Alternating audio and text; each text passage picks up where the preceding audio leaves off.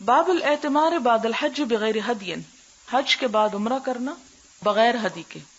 یعنی ایک تو عمرہ وہ ہے نا کہ جو جاتے ہی کر لیا جاتا ہے، اور ایک وہ اب اس کی بات ہو رہی ہے جو حج کرنے کے بعد کیا جاتا ہے. تو کیا اس کی اجازت ہے؟ مثلا ایک شخص پہنچا ہی 8 تاریخ کو ہے، یعنی سیدھا حج پہ چلا گیا ہے، عمرہ نہیں کیا اس نے، تو اس صورت میں کیا وہ بعد میں کر سکتا ہے؟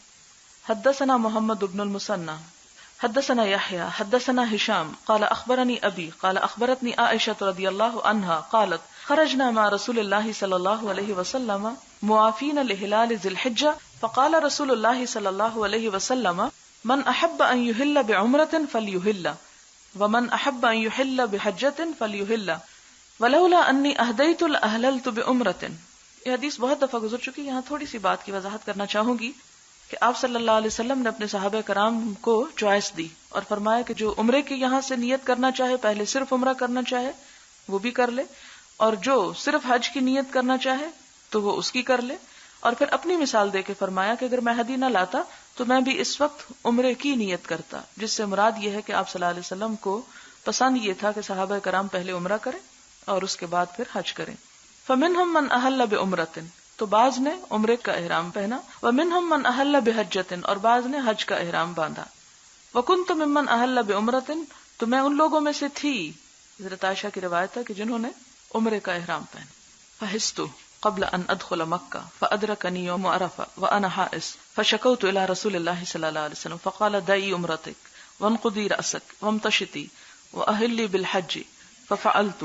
فلما كانت ليلة الحسبة ارسل معي عبد الرحمن الى التنعيم فاردفها فاهلت بعمرة مكان عمرتها فقد الله حجها وعمرتها ولم يكن في شيء من ذلك هدي ولا صدقة ولا صوم. اور یہ آخری عبارت بھی اہم ہے جو پیچھے نہیں گزری کہیں بھی اس حدیث کے ساتھ، اور وہ کیا ہے؟ ولم يكن، اور نہ تھا، فی شیء، کسی چیز میں، من ذالک، اس میں سے، یعنی تقدیم تاخیر کی وجہ سے، ہدیون، کوئی قربانی دینا، ولا صدقہ، نہ صدقہ دینا، ولا صومن، اور نہ روزہ رکھنا. یہ حدیث گزری تو کئی دفعہ. یہاں اس کو کس اینگل سے پیش کیا گیا کہ اگر کوئی شخص ایسے موقع پہ حج کرتا ہے کہ جیسے عام طور پہ پیریڈز خواتین کو شروع ہو جاتے ہیں اور حج تمتع کی نیت ہے، پہلے حج ہی کیا، عمرہ نہیں کر سکی، تو کیا بعد میں عمرہ ہو سکتا ہے؟ تو اس کی یہاں دلیل آئے گی کہ عمرہ بعد میں بھی ہو سکتا ہے. یہ کسی اور ریزن سے اگر کوئی شخص پہلے صرف حج کر لیتا ہے اور بعد میں عمرہ کرتا ہے تو اس کا عمرہ بھی ہو جائے گا. اور ایسا کرنے پر کوئی فدیہ نہیں ہوگا، یا دم نہیں ہوگا، یا روزہ نہیں ہوگا، یا صدقہ نہیں ہوگا. باب اجر العمرۃ علی قدر النسب، عمرے کا اجر کتنا ملتا ہے؟ علی قدر النسب، اس اندازے پر جتنا انسان تھکتا ہے، جتنی تکلیف اٹھاتا ہے. عمرے کا ثواب بقدر مشقت. حدثنا مسدد حدثنا یزید بن زرع حدثنا ابن عون عن القاسم ابن محمد وعن ابن عون عن ابراہیم عن الاسود قالت عائشة رضی اللہ عنہا یا رسول اللہ یصدر الناس بنسکین واسدر بنسک. حضرت عائشہ رضی اللہ تعالی عنہا کہتی ہیں کہ یا رسول اللہ، لوگ لوٹیں گے، پلٹیں گے، بنسکین، 2 عبادتوں کے ساتھ، واسدر بنسک، اور میں صرف ایک نیکی لے کے جاؤں گی، ایک عبادت کر کے جاؤں گی. فقیل لها انتظری، آپ نے فرمایا انتظار کرو. فاذا طہرتی، جب پاک ہو جاؤ، فخرجی الی التنعیم، تو تنعیم چلی جاؤ. واہلی، پھر احرام باندھو. ثم اتینا، پھر آ جانا ہمارے پاس، بمکان کذا، فلاں جگہ پر. ولکنھا، لیکن ساتھ ہی آپ نے یہ بھی فرما دیا، اب اس حدیث میں یہ نئی عبارت آئی ہے، ولکنھا، لیکن وہ، علی قدر نفقتک، تمہارے خرچ کرنے کے اندازے پر ہے، او نسب کی، یا تمہاری تکلیف کے مطابق. اس سے کیا پتہ چلتا ہے کہ آپ صلی اللہ علیہ وسلم نے ان کو عمرہ تو کروا دیا، لیکن ساتھ ہی یہ فرمایا کہ اس کا ثواب اتنا نہیں ہوگا جتنا اس شخص کے عمرے کا ثواب جو دور دراز کی جگہ سے آتا ہے، تھک کر، پیسے لگا کر. مثلاً آپ دیکھیں کہ آپ میں سے کچھ لوگ کسی جاب کے سلسلے میں، کسی کام کے سلسلے میں، کسی تعلیم کے سلسلے میں مکہ رہ رہے ہیں یا مدینہ میں رہ رہے ہیں، تو پاکستان میں رہنے والوں کی نسبت ان کو زیادہ عمروں کے مواقع میسر ہیں. اب یہ ہے کہ ایک شخص اگر مکہ میں رہتا ہے اور ہر ہفتے میں ایک عمرہ کر لیتا ہے تو ٹھیک ہے، وہ تعداد میں تو ثواب ہو جائے گا. لیکن ایک شخص جو اسپیشلی پاکستان سے اپنا گھر بار چھوڑ کر، پیسے لگا کر اور سفر کی مشقت اٹھا کر وہاں پر پہنچتا ہے اور عمرہ کرتا ہے، خواہ وہ ایک ہی کرتا ہے، لیکن اس کا اجر اور ثواب جو ہے مختلف ہے اس کی نسبت جو شخص وہاں رہنے والا ہے یا لوکل ہے۔ اب دیکھیں کہ آپ صلی اللہ علیہ وسلم کے ایک جملے نے ایک بہت بڑی چیز کو واضح کر دیا۔ اب اس میں یہ ہے کہ یہ بات بھی یاد رہے کہ یہ ایک مستقل کلیہ نہیں ہے کہ ہر وہ عبادت جس میں انسان زیادہ پریشان ہو اس کی جزا بھی زیادہ ہے۔ اللہ تعالیٰ نے رمضان کو ہمارے لیے ایک نعمت بنایا کہ جس میں ہم ایک فرض پڑھتے ہیں تو 70 فرض کے برابر اجر مل جاتا ہے۔ لیلۃ القدر جس کو نصیب ہو جائے تو اس ایک رات کی نیکی جو ہے وہ کئی راتوں پہ بھاری ہے۔ تو یہ پھر ڈیپینڈ کرتا ہے، اور اصل چیز تو اللہ تعالیٰ کی توفیق ہے جو انسان کو میسر آئے۔ باب المعتمر اذا طاف طواف العمرۃ ثم خرج، باب معتمر عمرہ کرنے والا اذا طاف جب طواف کر لے طواف العمرۃ عمرے کا طواف ثم خرج پھر نکل جائے، هل یجزئہ من طواف الوداع، کیا طواف وداع کو وہ کافی ہوگا، یعنی عمرے کا طواف وداع شمار ہو جائے گا۔ اور یہ کیوں سوال اٹھا کہ جیسے حضرت عائشہ رضی اللہ تعالی عنہا نے بعد میں عمرہ کیا اور پھر اس کے بعد وہ روانہ ہو گئی، تو اس پر یہ احتمال پیدا ہوا کہ کیا انہوں نے طواف وداع کیا تھا یا بعد میں جو عمرہ کیا تھا اسی کے طواف کو آخری طواف قرار دیا گیا۔ حدثنا ابو نعیم حدثنا افلح ابن حمید عن القاسم عن عائشہ رضی اللہ عنہا قالت خرجنا مہلین بالحج فی اشہر الحج وحرم الحج فنزلنا بسرف فقال النبی صلی اللہ علیہ وسلم لاصحابہ من لم يكن معه هدي فاحب ان يجعلها عمرة فليفعل ومن كان معه هدي فلا وكان مع النبي صلی اللہ علیہ وسلم ورجال من اصحابہ ذوی قوة الہدیہ، کہ آپ صلی اللہ علیہ وسلم کے ساتھیوں میں سے جو قوت والا تھا ان کے پاس ہدی تھی، فلم تکن لہم عمرۃ، تو ان کو یہ اجازت نہیں تھی کہ وہ صرف عمرہ کر لیں، یعنی عمرہ کر کے احرام کھولنے کی اجازت نہ تھی۔ فدخل علی النبی صلی اللہ علیہ وسلم وانا ابکی فقال ما یبکیک قلت سمعتک تقول لاصحابک ما قلت، کہنے لگی کہ میں نے سنا تھا جو آپ اپنے ساتھیوں سے کہہ رہے تھے، فمنعت العمرہ، مجھے تو عمرے سے روک دیا گیا، قال وما شأنک، تمہارا کیا معاملہ ہے، قلت لا اصلی، میں نے کہا میں نماز نہیں پڑھ سکتی، قال فلا یضرک، آپ نے فرمایا تمہیں کوئی نقصان نہیں، انت من بنات آدم، تم آدم کی بیٹیوں میں سے ہو، کتب علیک، تم پہ بھی وہی چیز لکھ دی گئی، ما کتب علیہن، جو ان پر لکھ دی گئی، فکونی فی حجتک، تو ہو جاؤ اپنے حج میں، یعنی حج کی نیت کر لو اب، عسى اللہ ان یرزقکھا، امید ہے کہ اللہ تعالیٰ وہ بھی تمہیں نصیب کرے گا، کیا وہ عمرہ۔ قالت، کہنے لگی، فکنت حتی نفرنا من منی، کہ ہم جب منا سے نکلے، فنزلنا المحصب، محصب میں اترے، فدعا عبد الرحمن، تو آپ صلی اللہ علیہ وسلم نے ان کے بھائی عبد الرحمن کو بلایا، فقال اخرج باختک الحرم، آپ نے فرمایا اپنی بہن کو حرم سے باہر لے جاؤ، فلتحل بعمرۃ ثم افرغا من طوافکما انتظرکما ہاہنا، اپنے طواف سے فارغ ہو جانا، میں تمہارا فلاں جگہ انتظار کروں گا، فاتینا جوف اللیل، تو ہم آدھی رات کو آئے، فقال فرغتما، آپ نے پوچھا کہ تم لوگ فارغ ہو گئے، قلت نعم، میں نے کہا جی ہاں، فنادى بالرحیل فی اصحابہ، تو آپ نے اپنے ساتھیوں کو کوچ کرنے کو کہا، فارتحل الناس، تو لوگ چل پڑے، ومن طاف بالبیت، اور جس نے بیت اللہ کا طواف کیا، قبل صلاۃ الصبح، صبح کی نماز سے پہلے، ثم خرج موجہا الی المدینہ، پھر آپ مدینہ کی طرف چل دیے۔ یعنی یہاں پر صرف چلے جانے کا ذکر کیا گیا ہے، جبکہ صحیح مسلم کی روایت میں اس کی تفصیل آتی ہے، اور وہ یہ ہے کہ آپ نے بیت اللہ کا طواف کیا اور پھر چلے، یعنی طواف وداع کیا آپ نے، یعنی عمرے کا طواف کافی نہیں ہے، طواف وداع الگ طور پر کیا جانا چاہیے۔ باب یفعل فی العمرۃ ما یفعل فی الحج، عمرے میں کیا ہوتا ہے، عمرے میں وہی کچھ کرے جو حج میں کیا جاتا ہے، یعنی حج اور عمرے کا فرق یہ ہے کہ حج میں انسان عرفات، مزدلفہ اور منا میں جاتا ہے، جبکہ عمرے میں ان مقامات پر نہیں جاتے۔ اس کے علاوہ باقی مناسک جو ہیں، یعنی احرام پہننا اور ان تمام چیزوں کو اپنے لیے حرام کرنا جو حرام کی گئی، وہ اسی طرح ہوں گی جس طرح حج میں ہوتی ہیں۔ حدثنا ابو نعیم حدثنا حمام حدثنا عطاء قال حدثني صفوان بن يعلى بن امیہ عن ابیہ ان رجلا اتى النبي صلی اللہ علیہ وسلم وهو بالجعرانہ، ایک شخص نبی صلی اللہ علیہ وسلم کے پاس آیا جبکہ آپ جعرانہ کے مقام پر تھے، وعلیہ جبۃ، اور اس کے اوپر ایک جبہ یعنی چغا تھا، وعلیہ اثر الخلوق، اور اس پر خوشبو کا نشان تھا، او قال صفرتن، یا کہا گیا کہ زردی کا نشان تھا، زرد رنگ کی خوشبو ہوگی اس لیے. فقال، تو اس نے پوچھا، کیف تأمرنی، آپ مجھے کس طرح حکم دیتے ہیں، ان اصنع فی عمرتی، کہ میں اپنے عمرے کو کروں. فانزل اللہ علی النبی صلی اللہ علیہ وسلم، اللہ تعالیٰ نے نبی صلی اللہ علیہ وسلم پر وحی اتاری. فستر بثوب، تو آپ کو ایک کپڑے سے ڈھانپ دیا گیا، یعنی آپ نے اپنے اوپر کپڑا اوڑھ لیا.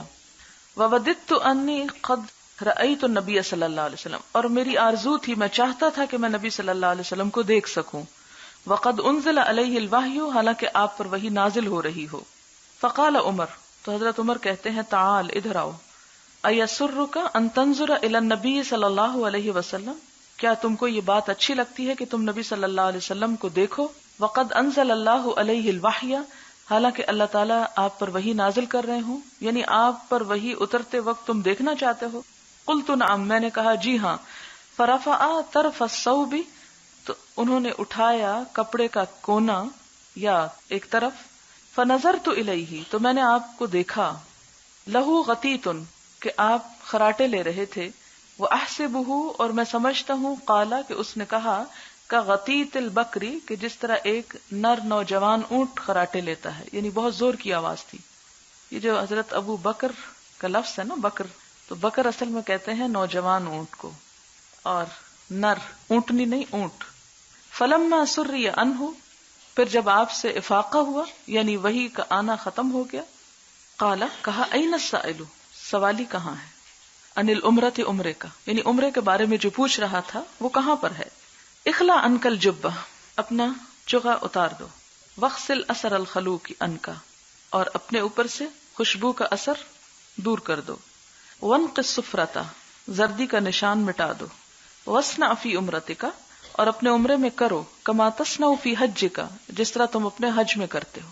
یعنی عمرہ اور حج ایک ہی جیسے ہیں، احرام میں خاص طور پر. یہاں چونکہ آپ نے احرام کے جو شرائط ہیں ان کی طرف اشارہ ہے.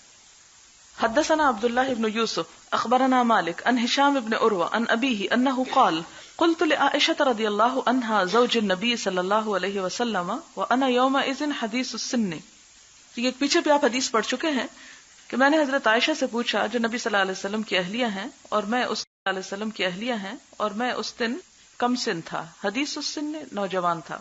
ارأیت قول اللہ تبارک و تعالی، کیا تم نے اللہ تعالیٰ کا یہ قول دیکھا ہے، یعنی تمہارا کیا خیال ہے اس بارے میں کہ ان الصفا والمروہ من شعائر اللہ فمن حج البیت او اعتمر فلا جناح علیہ ان یطوف بہما، کہ صفا اور مروہ اللہ کے شاعر ہیں، جو حج کرے یا عمرہ کرے تو اس پر کوئی گناہ نہیں کہ ان دونوں کا طواف کرے. فلا ارى على احد شيئا الا يطوف بهما. حضرت عروہ نے حضرت عائشہ سے کہا کہ میں اس آیت کا مطلب یہ سمجھا ہوں کہ اگر کوئی صفا مروہ کا طواف نہیں کرنا چاہتا تو نہ کرے.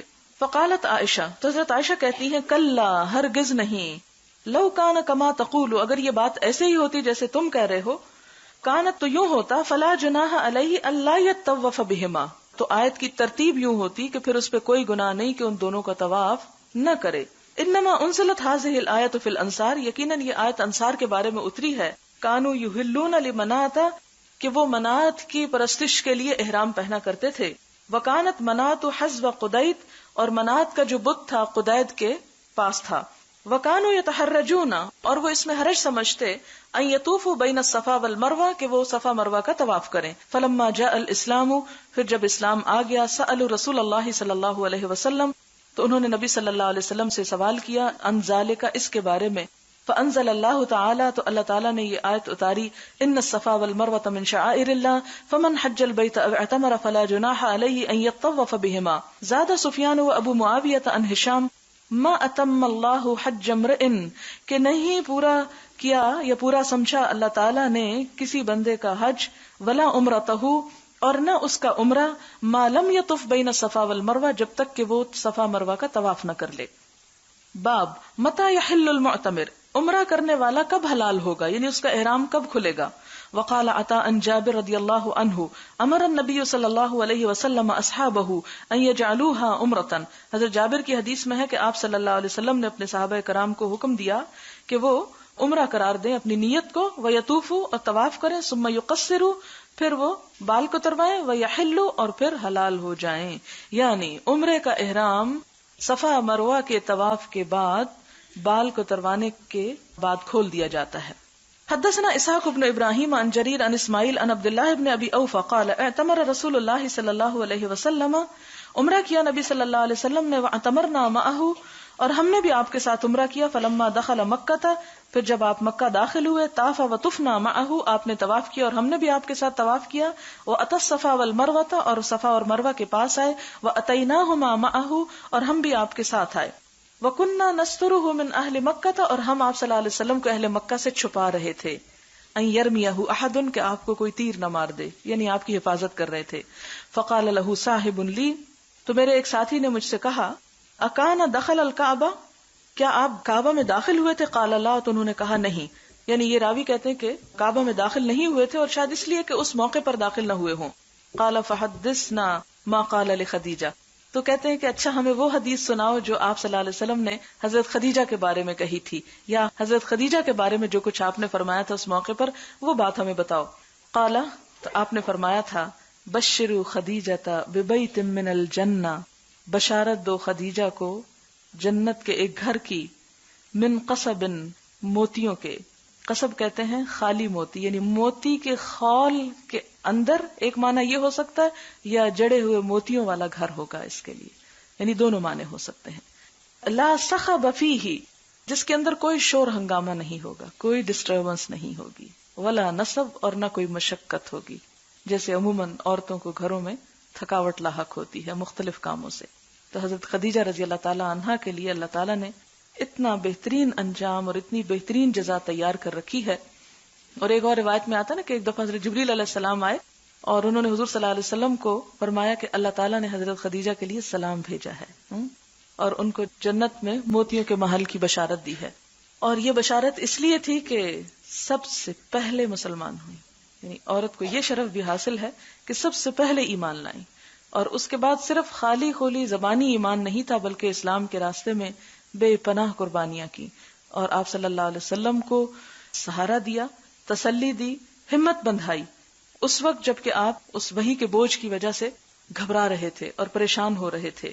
نہ صرف یہ کہ خود تسلی دی اور کہا کہ واللہ ما یخزیک اللہ ابدا، اللہ کی قسم اللہ آپ کو کبھی رسوا نہیں کرے گا. اتنے کانفیڈنس کے ساتھ کہتی ہیں کیونکہ اپنے شوہر کو سب سے زیادہ وہ خود جانتی ہیں. اور صرف یہ نہیں کہا کہ زبانی کلامی تسلی دے دی ہو، بلکہ اس کے بعد اپنے چچا کے بیٹے ورقہ بن نوفل کے پاس لے گئی اور ان سے آپ صلی اللہ علیہ وسلم کی ملاقات کروائی اور ان سے مشورہ لیا، یعنی کاؤنسلنگ کے لیے ان کے پاس لے گئی، جو ان کے خیال میں ایک بہت اچھے عالم تھے، اور انہوں نے بھی آپ صلی اللہ علیہ وسلم کو تسلی دی. اور یہ تو ایک بالکل ابتدائی پہلے دن کی بات ہے. یعنی ہم دیکھتے ہیں کہ اس موقع پہ جب آپ کے اوپر یہ کیفیت گزری تو حضرت خدیجہ رضی اللہ تعالی عنہا نے کس طرح ان کو ہر لحاظ سے ایک طرح سے سہارا دیا، اور اس کے بعد بھی اپنے مال کے ساتھ جتنی مدد حضرت خدیجہ نے کی وہ شاید کسی اور نے نہ کی ہو، اور خاص طور پر اگر خواتین میں سے کہا جائے. تو یہاں وہ آیت بھی فٹ آتی ہے نا جس میں اللہ تعالیٰ فرماتے ہیں کہ کوئی بھی نیک عمل کرے، خواہ وہ عورت ہو یا مرد ہو، اللہ تعالیٰ اس کے عمل کو ضائع نہیں کرے گا، اس کو بہترین جزا دے گا. حدثنا الحمیدی حدثنا سفیان عن عمرو بن دینار قال سألنا ابن عمر رضی اللہ عنہما عن رجل طاف بالبیت فی عمرۃ، ہم نے ابن عمر سے پوچھا ایک شخص کے بارے میں کہ جو بیت اللہ کا طواف کرے عمرے میں، ولم یطف بین الصفا والمروہ، اور صفا مروہ کا طواف نہ کرے، ایاتی امرأتہ، کہ اپنی بیوی کے پاس آ سکتا ہے. فقال، تو کہا، قدم النبی صلی اللہ علیہ وسلم، کہ نبی صلی اللہ علیہ وسلم تشریف لائے، فطاف بالبیت سبعا، آپ نے 7 مرتبہ بیت اللہ کا طواف کیا، وصلی خلف المقام رکعتین، اور مقام ابراہیم کے پاس 2 رکعتیں ادا کی، وطاف بین الصفا والمروہ سبعا، اور صفا مروہ کا 7 مرتبہ چکر لگایا. وقد کان لکم فی رسول اللہ اسوۃ حسنہ، اور تمہارے لیے نبی صلی اللہ علیہ وسلم کی زندگی میں بہترین نمونہ ہے. قال وسألنا جابر بن عبد اللہ رضی اللہ عنہما، اور دیکھیں کہ یہاں پر کیا بہترین انداز ہے کہ ایک سے پوچھنے کے بعد دوسرے کے پاس بھی جاتے ہیں اور اس مسئلے کی تحقیق کرتے ہیں. یہی بات ہم نے حضرت جابر سے بھی پوچھی. فقال، تو انہوں نے کہا، لا یقربنھا حتی یطوف بین الصفا والمروہ، کہ وہ نہ قریب آئے اس کے یہاں تک کہ صفا مروہ کا طواف کر لے. اب اس میں صرف اتنا فرق ہے کہ ابن عمر اپنے زبان میں جواب دینے کی بجائے آپ صلی اللہ علیہ وسلم کا طرز عمل بتاتے ہیں، اور جابر جو ہیں وہ ایک طرح سے فتویٰ دے دیتے ہیں، جبکہ دونوں اپنی جگہ درست کر رہے ہیں. حدثنا محمد بن بشار حدثنا غندر حدثنا شعبہ عن قیس بن مسلم عن طارق بن شہاب عن ابی موسیٰ الاشعری رضی اللہ عنہ قال قدمت علی النبی صلی اللہ علیہ وسلم بالبطحاء، کہ میں نبی صلی اللہ علیہ وسلم کے پاس بطحا میں آیا، وہو منیخ، اور آپ اپنی اونٹنی کو اتارے ہوئے تھے. اناخ ینیخ اناختن کا مطلب ہوتا ہے کہ اونٹنی کو بٹھا دینا. فقال، تو آپ نے فرمایا، احججت، کیا تم حج کرو گے؟ قلت نعم، میں نے کہا جی ہاں. قال بما احللت، فرمایا کہ کس چیز کا احرام باندھا؟ قلت لبیک باحلال النبی صلی اللہ علیہ وسلم، تو میں نے کہا کہ میں نے وہی احرام باندھا ہے جو حضور صلی اللہ علیہ وسلم نے باندھا ہے. قال احسنت، آپ نے فرمایا تم نے اچھا کیا. طف بالبیت وبالصفا والمروہ، بیت اللہ اور صفا مروہ کا طواف کرو، ثم احل، پھر حلال ہو جاؤ. فطفت فی البیت وبالصفا والمروہ، تو میں نے بیت اللہ کا طواف کیا اور صفا مروہ کا. ثم اتیت امرأة من قیس، پھر میں بنو قیس کی ایک عورت کے پاس آیا. ففلت رأسی، تو اس نے میرے سر سے جوئیں نکالی. ثم احللت بالحج، پھر میں نے دوبارہ حج کا احرام پہنا. فکنت افتی بہ، اور میں فتویٰ دیتا تھا اسی چیز کا. حتی کان فی خلافت عمر، یہاں تک کہ حضرت عمر کی خلافت کا دور آ گیا. فقالت، انہوں نے کہا، ان اخذنا بکتاب اللہ، اگر ہم اللہ کی کتاب کو لیں، فانہ یامرنا بالتمام، تو وہ ہمیں حکم دیتی ہے تمام کا، یعنی مکمل کا. وان اخذنا بقول النبی صلی اللہ علیہ وسلم، اگر ہم نبی صلی اللہ علیہ وسلم کے بات کو لیں، فانہ لم یحل، تو آپ تو حلال نہیں ہوئے. حتی یبلغ الہدی محلہ، یہاں تک کہ ہدی اپنی جگہ پہ پہنچ گئی. مراد یہ ہے کہ کتاب اللہ میں کیا آتا ہے، اتم الحج والعمرۃ، کہ حج مکمل کرو اور عمرہ مکمل کرو للہ، اللہ کے لیے، یعنی دونوں کو الگ الگ کر کے بتایا گیا ہے. یہاں پر آپ صلی اللہ علیہ وسلم نے دونوں چیزیں ایک ہی احرام کے ساتھ کی ہیں، تو صرف اتنا سی فرق بتایا گیا. اور یہ بات پیچھے بہت دفعہ واضح ہو چکی کہ نبی صلی اللہ علیہ وسلم نے صحابہ کرام کو جس چیز کا حکم دیا، آپ نے اس کے خلاف کر کے دکھایا.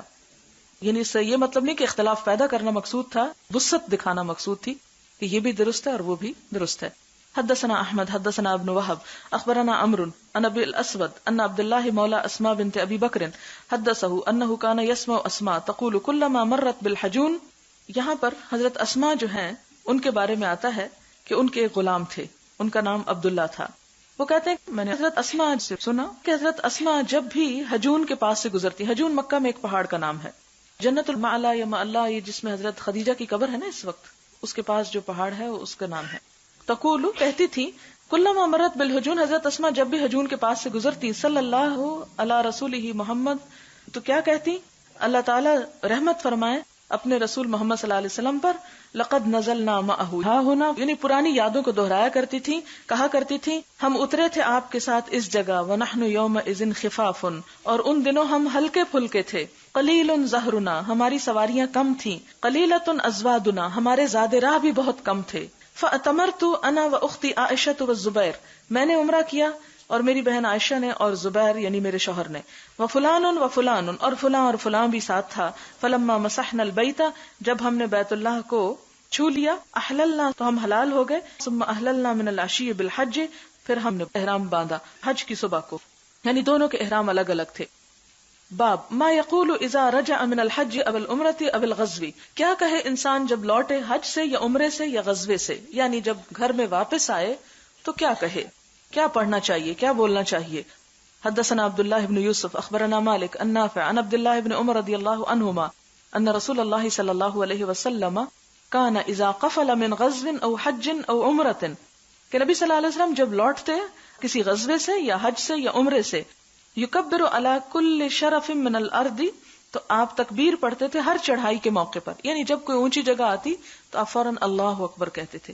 اسی سے وہ عموماً کہتے ہیں نا سیڑھیاں چڑھتے وقت اللہ اکبر پڑھو اور اترتے وقت سبحان اللہ، تو آپ صلی اللہ علیہ وسلم کا یہ طریقہ تھا. ثلاث تکبیرات، 3 تکبیریں. ثم یقول، پھر فرماتے، لا الہ الا اللہ وحدہ لا شریک لہ، یعنی جب واپس گھر میں آتے تو کیا پڑھتے یا اپنے شہر میں لوٹتے، لا الہ الا اللہ وحدہ لا شریک لہ لہ الملک ولہ الحمد وہو علی کل شیء قدیر. آئبونا، لوٹنے والے، تائبونا، توبہ کرنے والے، عابدونا، عبادت کرنے والے، ساجدونا، سجدہ کرنے والے، لربنا حامدون، اپنے رب کی حمد و ثنا کرنے والے. صدق اللہ وعدہ، اللہ تعالیٰ نے اپنا وعدہ سچ کر دکھایا. ونصر عبدہ، اور اپنے بندے کی مدد کی. وہزم الاحزاب وحدہ، اور اکیلے ہی تمام لشکروں یا گروہوں کو شکست دے دی.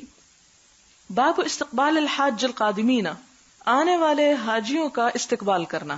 جیسے ہمارے ہاں لوگ پھولوں کے ساتھ استقبال کرتے ہیں، تو کیا یہ جائز ہے، یا کسی کو ریسیو کرنے کے لیے جانا چاہیے، یا کوئی آ رہا ہو تو گھر میں باہر آ کر اس کے استقبال کے لیے کھڑے ہونا چاہیے. والثلاثۃ علی الدابہ، اور 3 لوگوں کا ایک ہی جانور پر سوار ہونا. حدثنا معل بن اسد حدثنا يزيد بن زريع حدثنا خالد عن اکرمہ عن ابن عباس رضی اللہ عنہما قال لما قدم النبی صلی اللہ علیہ وسلم، جب نبی صلی اللہ علیہ وسلم تشریف لائے مکہ تھا، مکہ میں، استقبلتہ استقبال کیا تھا آپ کا، کس نے؟ اغیلمۃ بنی عبد المطلب، بنو عبد المطلب کے لڑکوں نے. جب آپ پہلی دفعہ مدینہ تشریف لائے تھے تو اس وقت کیا ہوا تھا؟ بچیوں نے استقبال کیا تھا سنیت الوداع میں، اور حج سے تشریف لائے تو بچوں نے، لڑکوں نے، دونوں ہی پیچھے نہیں رہے. فحمل واحدا بین یدیہ وآخر خلفہ، اور آپ نے ان میں سے ایک کو اپنے سامنے بٹھا لیا اور دوسرے کو پیچھے، یعنی ان بچوں کو ساتھ سوار کر لیا. پھر باب القدوم بالغداۃ، مسافر کا صبح سویرے گھر آنا. قدوم یعنی قادم ہوتا ہے آنے والے کے لیے. حدثنا احمد بن الحجاج حدثنا انس بن عیاض عن عبید اللہ عن نافع عن ابن عمر رضی اللہ عنہما ان رسول اللہ صلی اللہ علیہ وسلم کان اذا خرج الى مکہ، نبی صلی اللہ علیہ وسلم جب مکہ کی طرف جاتے، یصلی فی مسجد الشجرہ، تو وہ ذوالحلیفہ میں جو درخت والی مسجد جس کے پیچھے کئی دفعہ ذکر گزر چکا، اس میں نماز پڑھتے. واذا رجع، اور جب واپس لوٹتے، صلی بذوالحلیفہ، تو ذوالحلیفہ میں نماز پڑھتے. ببطن الوادی، وادی کے نشیب میں. وبات حتی یصبح، رات کو وہیں رہ جاتے حتیٰ کہ صبح ہو جاتی، یعنی رات کو گھر نہیں آتے تھے، صبح میں آتے تھے. باب الدخول بالعشی، شام کے وقت گھر آنا یا دن ڈھلے. عشی کا وقت ہوتا ہے نا کہ وہ زوال کے بعد سے شروع ہو جاتا ہے. حدثنا موسیٰ بن اسماعیل حدثنا حمام عن اسحاق ابن عبداللہ ابن ابی طلحہ عن انس رضی اللہ عنہ قال کان نبی صلی اللہ علیہ وسلم لا یطرق اہلہ، کہ نبی صلی اللہ علیہ وسلم اپنے گھر والوں کو رات کو آ کے نہیں اٹھاتے تھے، نہیں دروازہ بجاتے تھے. طارق ہوتا ہے رات کو آنے والا مہمان. کان لا يدخل الا غدوۃ او عشیۃ، آپ صلی اللہ علیہ وسلم یا تو صبح سویرے تشریف لاتے یا پھر دن ڈھلے یعنی پچھلے پہر، زوال سے لے کے غروب کے وقت تک. باب لا يترك اهله اذا بلغ المدینہ، جب آدمی اپنے شہر میں آئے تو رات کو گھر کو نہ جائے. اس حدیث کا یہ مطلب نہیں ہے کہ اگر کوئی رات کے وقت پہنچا تو دروازے پہ کھڑا رہے یا کہیں شہر میں گھوم پھر کے وقت گزارے یا کسی ہوٹل میں چلا جائے. مراد اس سے یہ کہ انسان اپنے سفر کی ترتیب کچھ یوں دے کہ جس میں رات کے وقت دوسروں کو آ کے ڈسٹرب نہ کیا جائے یا اچانک ان کو ڈرا نہ دیا جائے.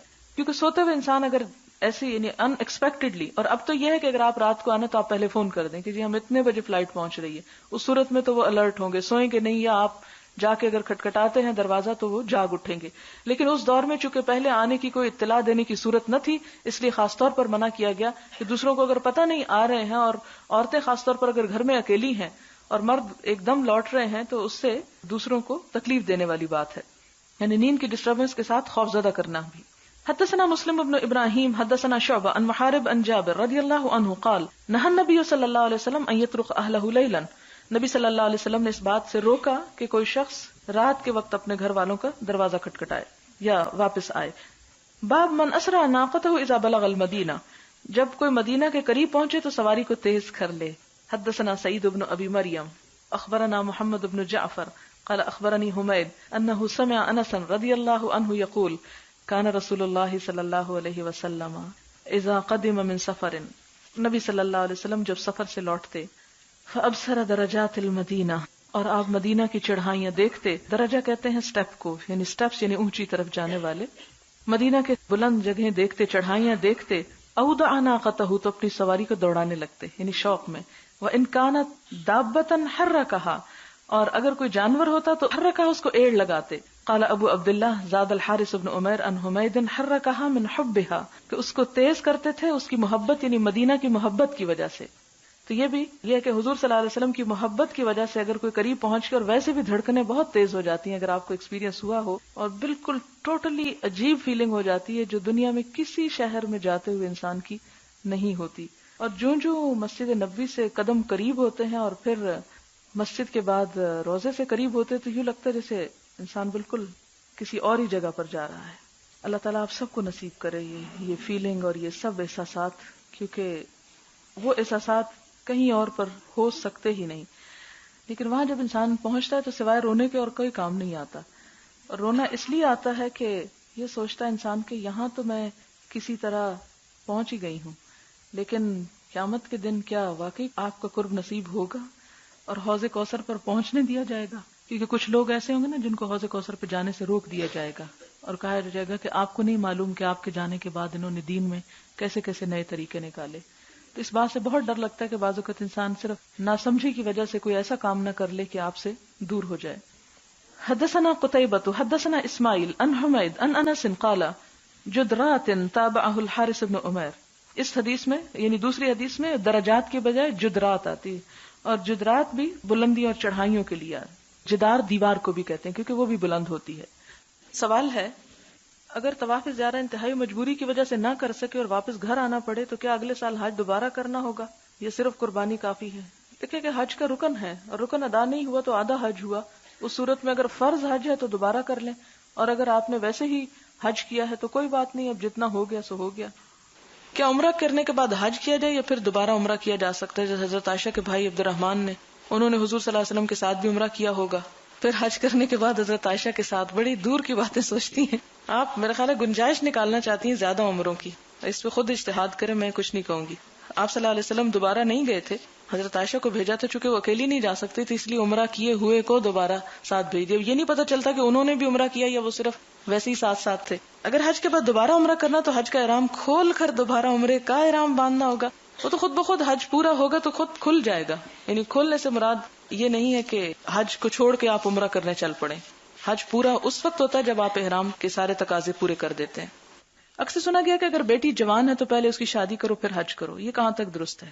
اصل میں یہ کہ یہ ڈپینڈ کرتا ہے کہ اگر آپ کچھ شادی کے معاملے میں ایسی مشکل ہے کہ آپ سمجھتے ہیں کہ اگر شادی کے اوپر پیسہ لگے تو حج نہیں کر سکیں گے.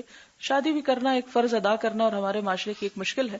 لیکن اگر شادی طے ہو چکی ہو یا کوئی ایسی چیز ہو، ادروائز صرف اس سوچ میں، اور اگر خدا نہ خواستہ اس کی شادی نہیں ہو سکتی کسی وجہ سے، تو کیا حج بھی نہیں ہوگا؟ یہ نہیں ہونا چاہیے. وآخر دعوانا الحمدللہ رب العالمین. سبحانک اللہم وبحمدک نشہد ان لا الہ الا انت نستغفرک ونتوب الیک. والسلام علیکم.